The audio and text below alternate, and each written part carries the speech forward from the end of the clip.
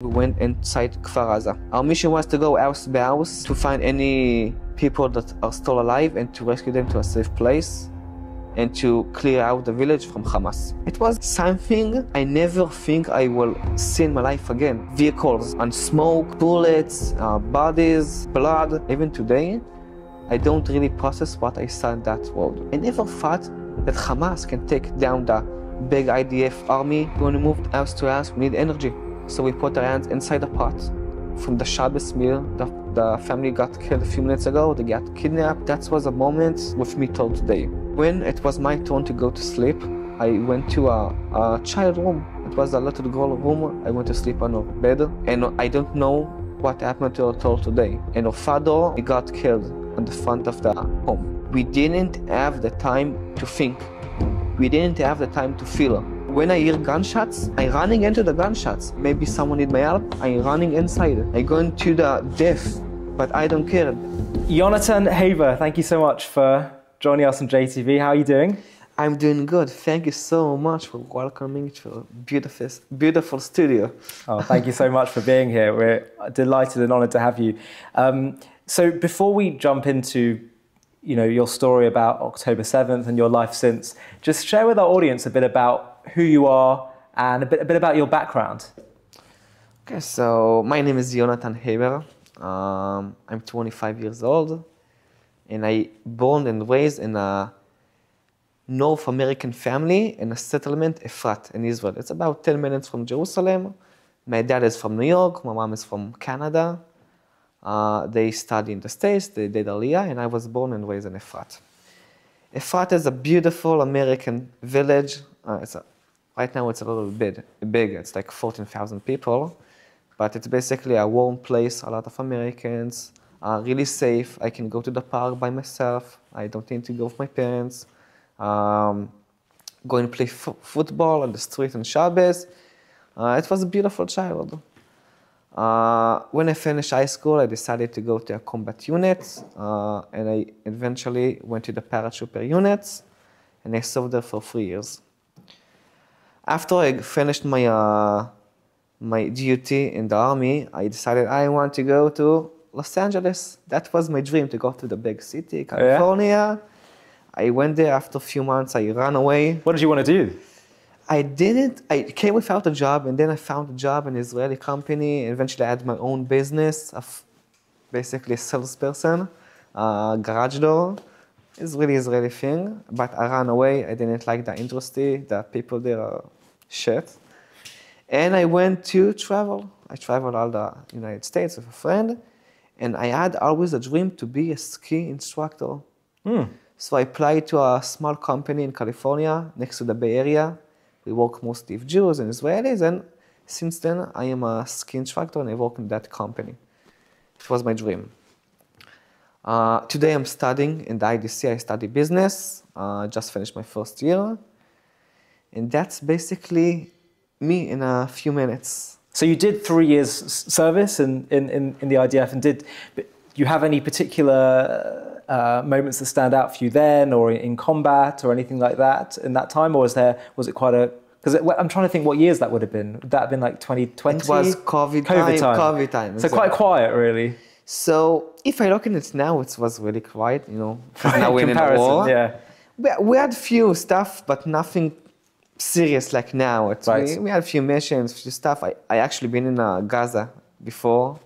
Not inside, but we passed the border a little bit, but nothing interesting or serious. We should waste time on that. Got it. So, okay, let's talk about October 7th, 2023. I really want to give you the space now just to tell your story, share with our audience what happened to you on that day. So, tell us your story of that day. Of course. So a little bit of background. I came back from the ski. A few months before October 7, and I needed to find a job. When I studied to an SIT test, and at the same time I needed a job. So I went to Efrat, my village. I worked there as security. And 7 October catch me in the middle of the shift. 5 a.m. I waking up, going to the shift to security the village. And sometime in that morning, I don't remember exactly the time, it was 6 something in the morning. So basically about 6 a.m., 6 something a.m., not remember exactly the time, my boss called me and he told me, Hamas attacked Israel from sky, land, and sea. Be awareness, you work in security, be more in Vigilant. Yeah, exactly. And I said, what this crazy man want from me? It's 6 a.m. in the morning, I just woke up, it's Shabbos morning, everything is quiet, it's a Orthodox village, no cars. And I just hung up on him and went back to my car and didn't answer him. And I said, okay, I didn't think it is possible what happened that day. In my regular service, I served about a year in Gaza border and never imagined something like that can happen.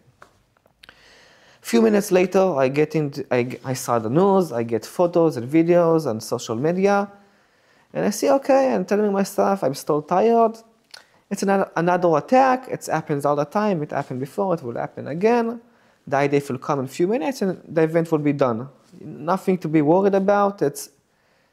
Sadly, it's a reality I live in Israel for 25 years, so I didn't put too much emotions on that event. But I see cars going out of the village, another car, and it's an Orthodox village, and it's really weird. And then I see some of my friends going out, and we get more videos and more photos, and then I see, okay, something is much more serious, but still, I'm Israeli. I didn't think too much. It came from one side of the head, went from the other side of the head, and I just didn't think. A few minutes later, I got a phone call from my commander in the reserve duty, and he told me something is going on. The army called us, go pack your stuff and come to base. I left my job, went home, I have a backpack with all my army stuff to be ready for a day like that. Does that mean you're thinking this is really, really serious if I'm being called to base, or does that happen quite often? I think it only happened once in the entire life of Israel, I think in Yom Kippurim. Right. I never think... So you never called up like this before? I actually never been in reserve duty before. Right. Because I was traveling, skiing and that, and every time we have practice, I was overseas, so I didn't came. Mm-hmm. So my first reserve duty, it was 7 October in the morning. It was 3 years I didn't touch a gun. 3 years I didn't see some of my teammates. So it was really chaos that day. I will tell you about it soon. So I went, took my backpack. I don't know why, but I always had in my headache. How is it, the top of the house? The attic. Attic, sorry. I had a backpack with all my stuff of the army to be ready. I didn't know why I did that before, but that was the reality of that day. I took my stuff, went to the main road of Efrat. I don't have a car. And I just stopped a car with my hands till someone stopped me and he drove me to base. I got to base and we didn't really realize what is going on. We didn't really believe. And I think even when I saw the pictures, the first picture I saw was the car, white truck with Hamas terrorists on it inside Sderot. I think that was the first image I saw. And I didn't really process what I saw, I think even till today. So I saw it and said, okay, it's not real, or it will be in a few minutes. And I just went to base, I saw my friends. What are you doing after you see your friends for a long time? You catch up, you're having fun, you laugh, you smoke a cigarette, It for me, it just was like a reunion. I saw my friends, we had fun. We didn't think too much in that moment. I want to tell you, it was this in the morning, so we didn't really realize, we didn't really get the full picture of what is going down in South Israel. We started packing our stuff, getting our gun, getting our ammo, our vest, everything we need for our mission. Then the army told us, go on the bus, this is your bus. You're going to drive down south to help with anything the army needed. We didn't know what, we didn't know where we're going, we didn't know what the mission, we didn't know the picture. We just knew it, a balagan there, a big chaos, lots of shooting, but we didn't even know they took hostages yet. So we started driving down south, middle of the way. They told us you need to change vehicles. It's too dangerous to go on the bus. We need to change to an armored vehicle. We went to a big truck. It's basically against bullets and smaller missiles, and we went on it. We started to drive more down to South Israel. Then we got the final mission in what we need to do. The mission was to go to Kfar Aza to save lives. So just to explain, where is Kfar Aza for our audience? So Kfar Aza, it's a beautiful village, really close to Gaza border. You actually can walk it in a few minutes. So it's really easy to come from Gaza to Kfar Aza in the opposite way. It's a kibbutz. A kibbutz, it's a really relaxful place in Israel. Basically, everyone lives together. All the yards are connected, big grasses, big football fields. The kids feel safe. They're going out from house to house without any adults with them. It just, I think, is the best way to have a childhood life. It's beautiful, beautiful place. You can go after in the phone and search Kfar Aza and see beautiful pictures. So about a mile before that village, we dropped off the armored vehicle. They told us it's too dangerous to drive inside the village. Too much terrorists of Hamas is there. You need to go out and walk. In that moment, I think it's the first moment in that day, I realized where I am and what I'm doing. A few hours before, I was a civilian in my parents' house, Shabbos meal. And a few hours later, I'm in death zone, in a war zone, fighting with a gun, with teammates. Like I told you before, few of my teammates I catch up and I see every week. But some of them I didn't see for 3 years. So it's not like we're going to war that we really practice. I 3 years didn't hold a gun. I'm not in my best army shape. We don't fight together good like we fight 3 years ago.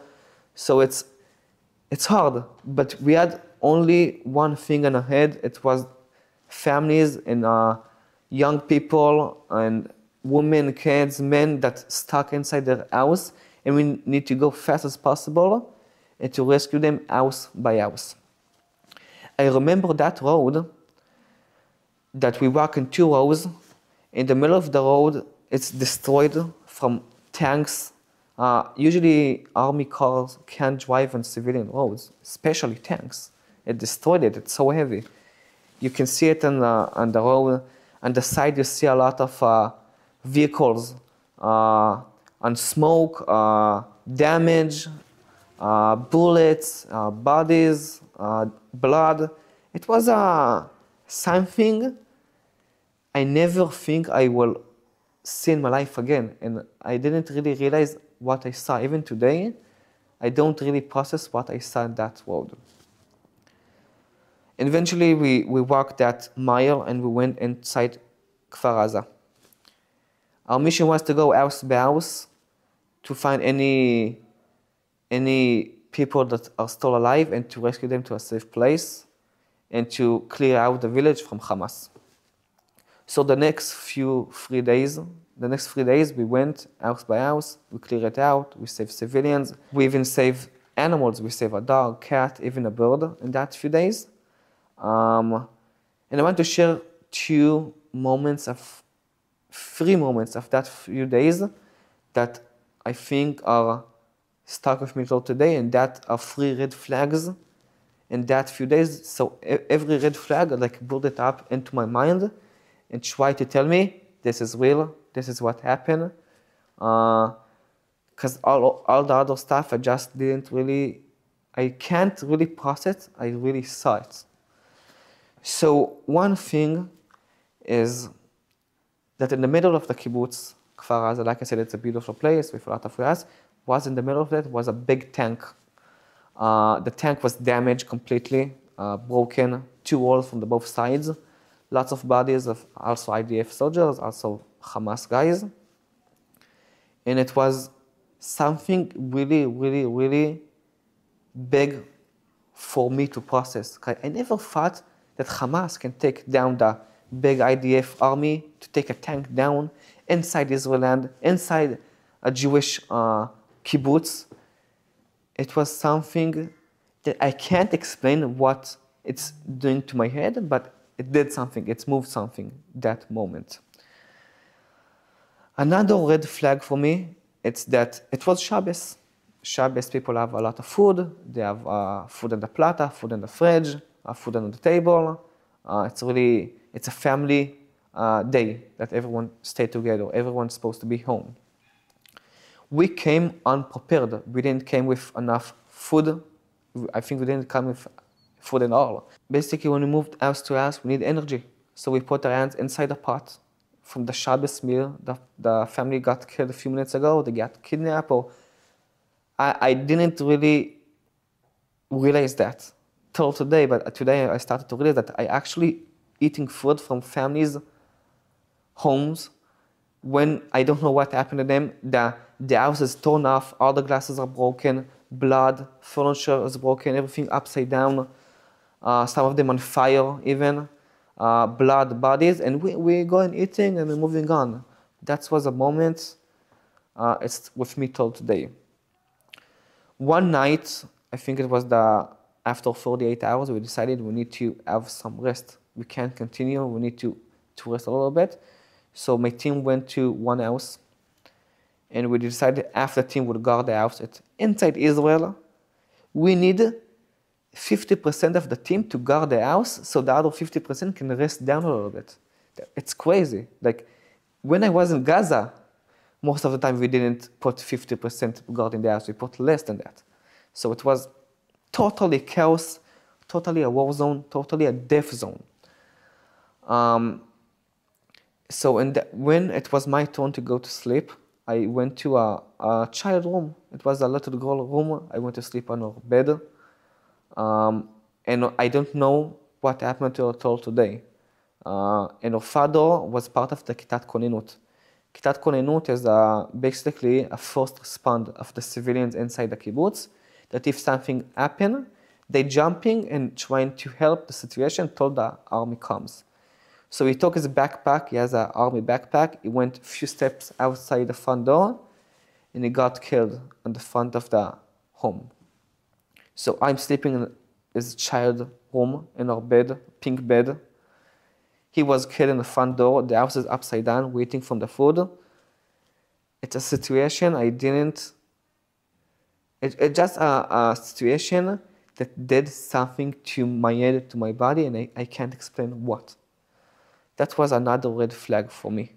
So that basically was my first 72 hours of the war of 7 October. I'm a civilian, I'm jumping, I'm in base really fast, having fun with my friends. A few minutes later, I'm already inside south of Israel with my gun, in a war zone, in a death zone, moving house by house in Israel kibbutz. That's for 72 hours would be with me forever. Were the Hamas terrorists cleared from Kfar Aza by the time you got there? No.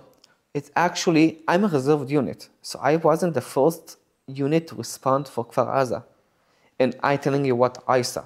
So I can't imagine what the soldiers from the IDF that was there, the first unit that got there, I can't imagine what happened. When my unit came to Kfar Aza, it was already in the time that the army trying to switch the situation. In that morning, it was many of Hamas against few of Israel, IDF soldiers. The moment my unit got there, it was the moment we tried to change the situation.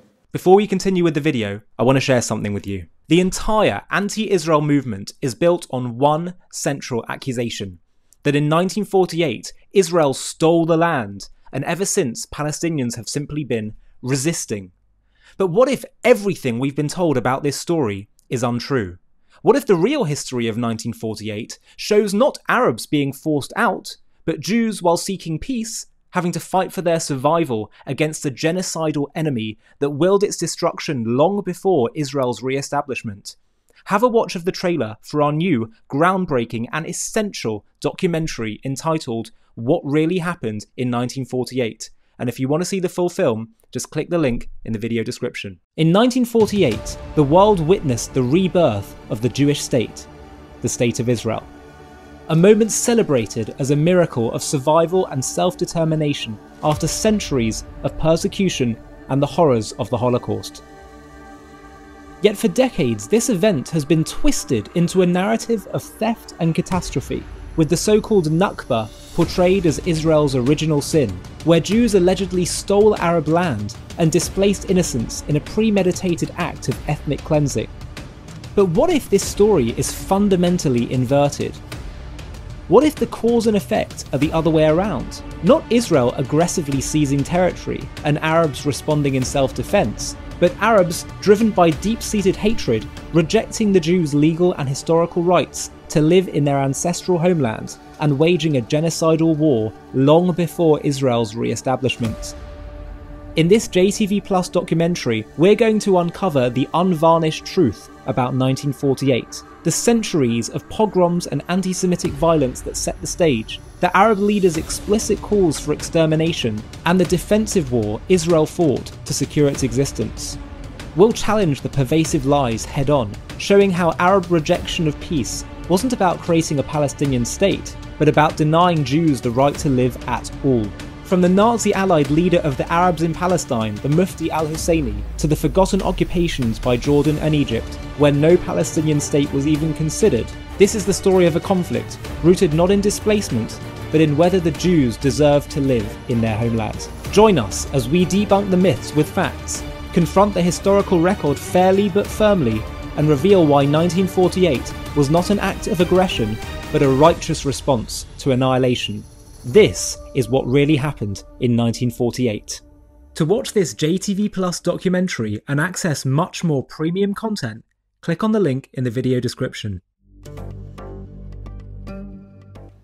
Now we are a big unit, reserved unit. We came a few hundred soldiers to that small village, and inside the village and around it, we don't have any more few hundred of Hamas guys, but we have plenty of Hamas terrorists there. So it was the moment that the IDF realized what's going on, sending more troops to war, and I got there just in the middle when we're switching the momentum of that day. So I tell you what I felt and what I saw, but I told today I can't really imagine what some of my friends, most of my friends wasn't the regular army in that time. I can't imagine what they saw and did in that morning. Most people that I've interviewed over the years that have gone through, or seen deeply traumatic things, Holocaust survivors, October 7th survivors, people that have been up front in war zones and terror zones as you have, you say, how were you feeling? What were you feeling during these times? And the thing that I hear back from them is, I didn't have time to feel anything. Was that the case for you, or did you feel things? So in that day, in that few days, we didn't have the time to think. We didn't have the time to feel. Today, I'm trying to feel what I think and I felt. So it's called in Hebrew, הפיכת קערה. Basically, you go from 0% to 100%. When I got a phone call, and 0%, I'm a civilian. In a blink of a second, I go to 100%, go home, take my stuff, go to war. That was what I was trained to. And when I'm in my 100%, I'm in the vision, I'm looking just into my mission. I don't have emotions, I don't think, I don't have the time to do that. I see just directly what is the mission, what is the target, what I need to do, and I'm going fast as possible to do that in the best way we can. Put emotion aside, put my feeling aside, and put my finger aside. I don't have time for that. When I hear gunshots, I'm running into the gunshots. I don't stay behind because I don't had the time to think and to feel. I just, in my head, I said, gunshots, okay, maybe someone need my help. I'm running inside. I'm going to the death. But I don't care. That's what was in my hand in that few moments. I think that's the way we trained in the IDF.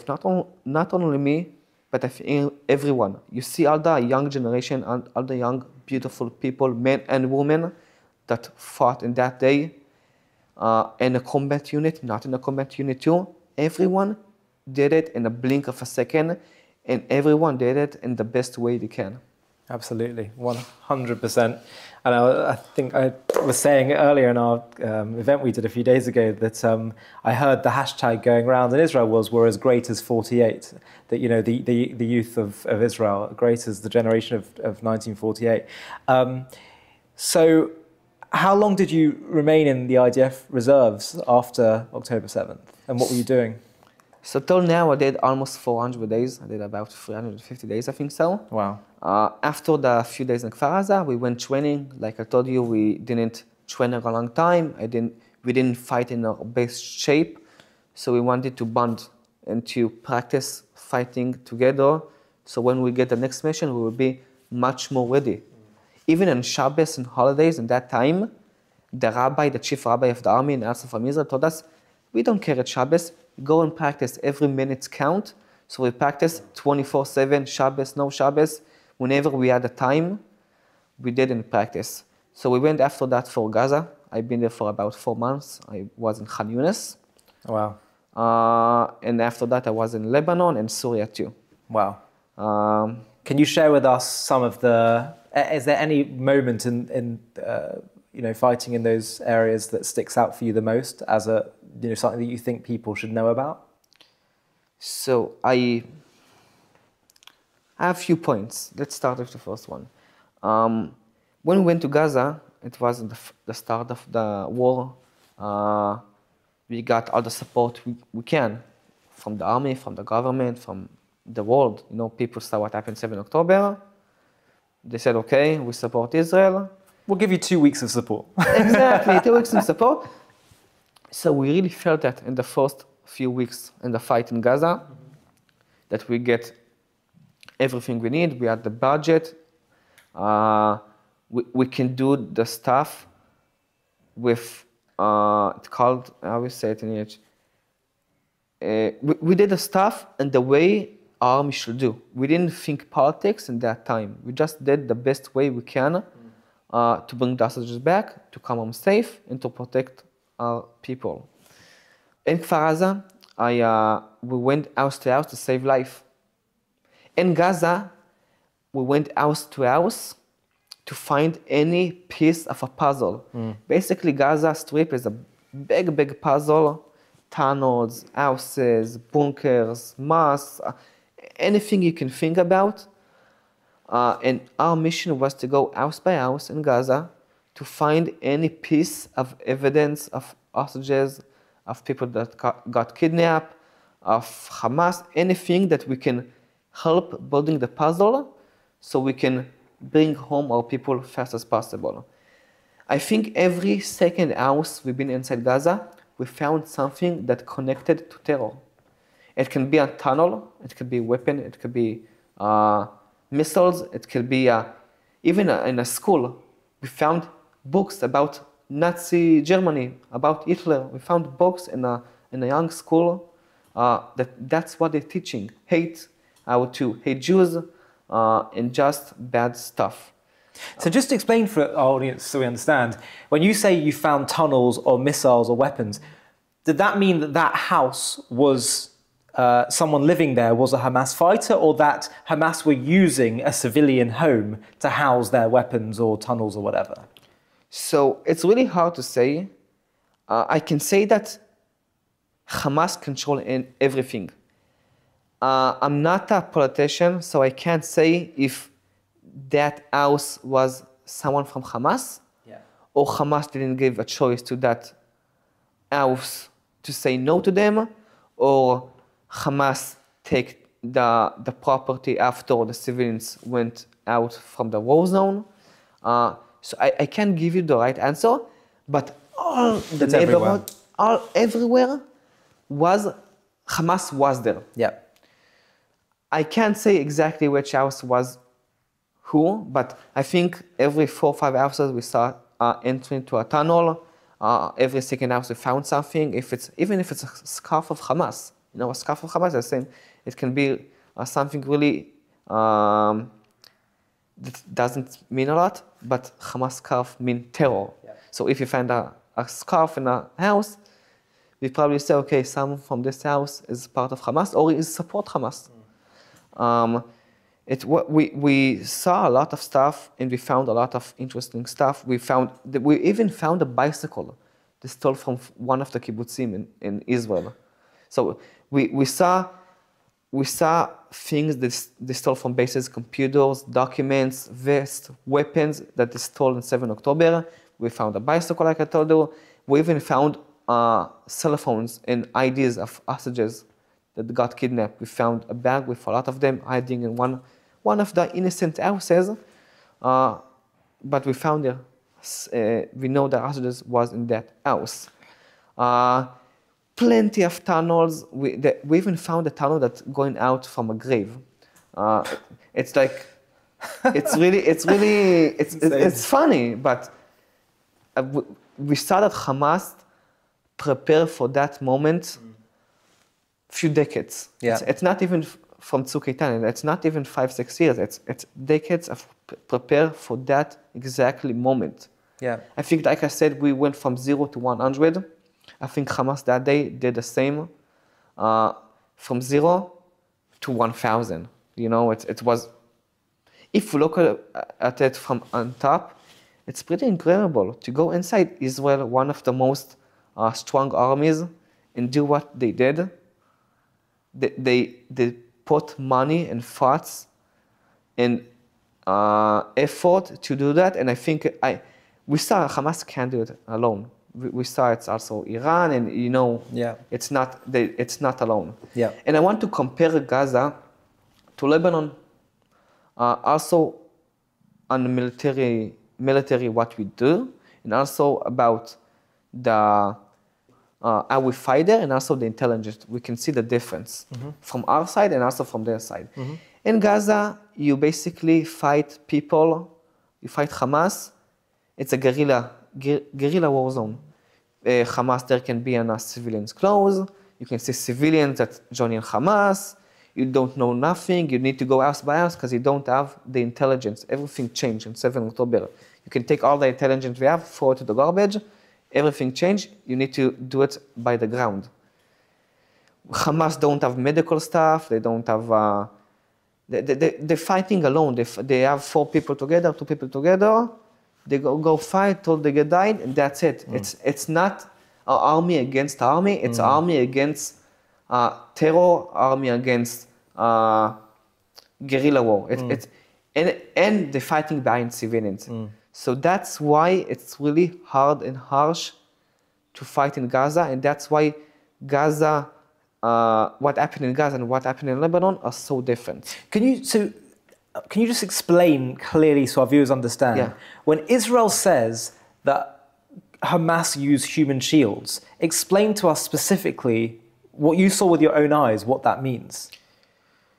So basically, also in 7 October, a lot of people from Gaza, Hamas and not from Hamas, came inside Israel in civilian clothes.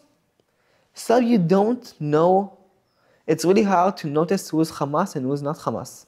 We just notice by the gun because they have different guns. But they try to look like usual people, like civilians, so it will be easier for them to fight. When we're inside Gaza, they fight from civilians' areas. They fight from civilians' homes. They using hostages like a human shield protector. Like you see, Yahya Sinwar, before he got killed, he was moving in tunnels with hostages. They will do anything to damage us, to kill us, and to stay alive. And they don't do it in humanity way. We Israelis try to stay humanity, even if it costs us our death. We will do anything humanity that when we go home to our parents and to our family, we can say we did our job in the best way. I can stay, I can live with what I did because I know I did it in my best way, in the humanity way, and that's how we work. They work different. They can send you they send you an animal with a bomb on the animal to your home. They can take a stroller with bombs and just push it. They do really ridiculous stuff. I'm so excited to share with you something that I've been working on for a while. We've just taken JTV content to the next level. Introducing JTV Plus, a new platform streaming exclusive content created and handpicked by me. Get ready for jaw-dropping documentaries, exclusive interviews, insider access, and so much more. JTV Plus brings you captivating stories that will shock and inspire you, stories that honestly I'm discovering for the first time too. From Israel to Jewish history to Judaism, it's all there. In exclusive interviews, you'll hear guests open up about things they've never shared publicly before. Plus, I'll take you behind the scenes where I get a lot more personal with you. By joining JTV Plus, you're not just joining an exclusive community, you're partnering with me to help JTV reach new heights. Just search j-tv.plus and join our exclusive community today. There's a link in the video description. I'll see you there.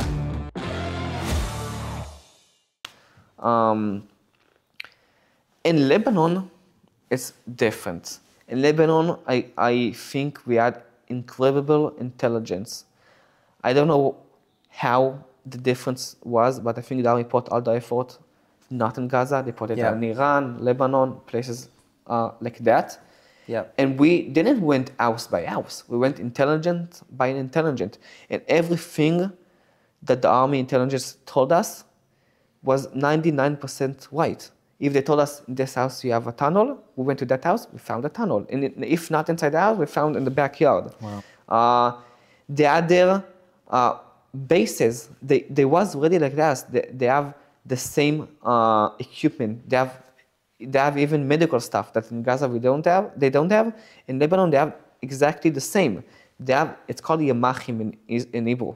It's basically when I was jumping 7 October, I have a big warehouse, I go in and I have everything I need to go to a war in the same place.